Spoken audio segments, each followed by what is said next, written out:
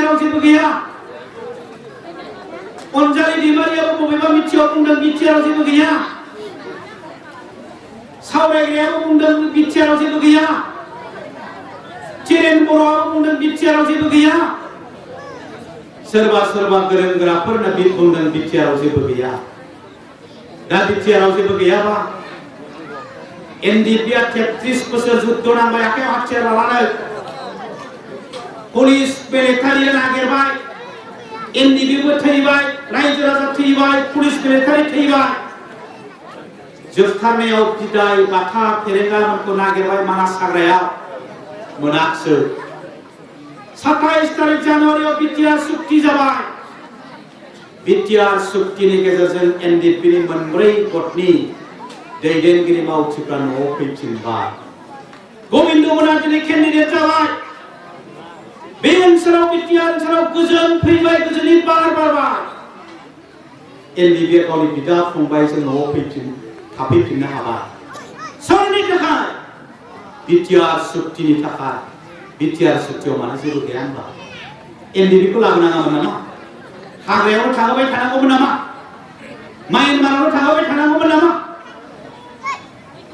बिटिआरआव मानो जेबो गैया जों बिएससि मोनखांबाय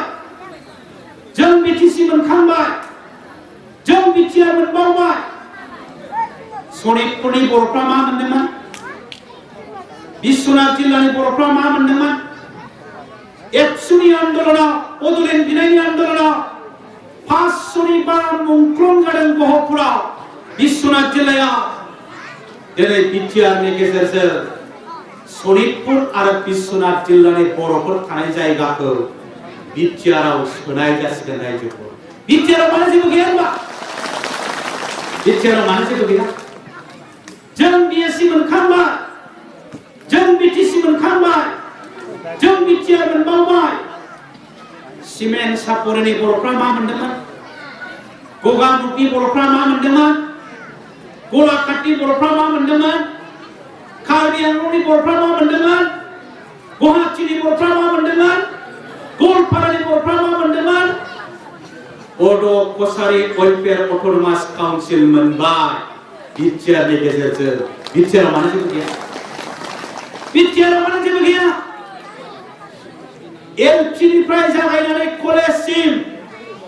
बिटिआर ओनसोलाव जेसेबां भेन्सार स्कुल दङ बे भेन्सार स्कुलफोरखौ बिटिआर सुक्तिनि 6.3 बायदि सरकारि खालामजोबनाय जासिगोन रायजो राजा बिटिआरआव मानो जेबो गैया होनबा बिटिआरआव मानो जेबो गैया बर' थुनलाइ आफादा बिबोदोंमोन एबसुआ बिबोदोंमोन बर' मिडियाखौ नायनो थाखाय सेपारेट डाइरेक्टर नांगौ बिटिआर सुक्ति बायदि बर' मिडियानि थाखाय सेपारेट डाइरेक्टरखौ होनाय जाबाय बिटिआरआव मानो जेबो गैया बिटिआरआव दं बर' रावा आसामनि लोगो सरकारि राव जाबाय फोसावबाय बिटिआरआव मानो जेबो गैया बिटिएडिखौ बिटिआर खालामबाय सिमाया बांबाय बिटिआरआव मानो जेबो गैया दा बिटिआर सुक्तिनि बे दफाफोरखौ मोनफानि उनाव मोनफा मावफुंनानै होबाय थानायनि थाखाय जायफोर बिपिएफनि नेताफ्रा बिटिआरआव जेबो गैया होनदोंमोन लेवार थेन्थावनायाव थांखु सारना होनाय बायदि इउपिपिजों थांखु सारजानानै गदबफिनजोबनो गोनां जाबाय दिनै होननो हाला बिटिआरआव जेबो गैया होनग्राफ्रा बेनिखायनो जों बुंदों बिपिएफ जोनोम जानाया 70 बोसोर जाबाय हाग्रामा महिलारिया सिट जानाया 70 बोसोर जाबाय आरो बिटिसि सुक्ति जानाया 70 बोसोर जाबाय इउपिपि जोनोम जानाया बोसोरनैल' बिटिआर जानाया 8 मासल' 8 बोसोर नङा 8 मास आरो प्रमोद बर'आ इउपिपिनि प्रेसिडेन्ट जानाया 7 मासल' इउपिपिआ 2 बोसोराव सीमा बारायबाय इउपिपिआ 8 मासाव खोलानि बर'फोरनि काउन्सिल बानायबाय UPPया 7 मासाव बर' रावनि थाखाय सेपारेट डाइरेक्टर लाबोबाय एलटिनिफ्राय कलेजसिम स्कुलफ्रा प्रभिन्सियेलाइज जानोसै 70 बोसोराव बिपिबा मास्टार साख्रि सासे एपइन्टमेन्ट होनो हायाखै गामि गंसे बारायनो हायाखै खोलानि बर'फोरनो काउन्सिल होनो हायाखै बेनिखायनो BPF 0 UPP 0 जाबाय मन्त्रि गैया UPP नाव MP गैया UPP नाव MLA गैया UPP नाव EM गैया UPP नाव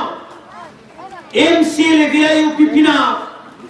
PCDC चेयारमेन गैया UPP नाव गासिबो BPआव दं नाथाय जेबो मावनो हायाखै होनबा UPPया फैगौ बिसायख'थियाव देरहानो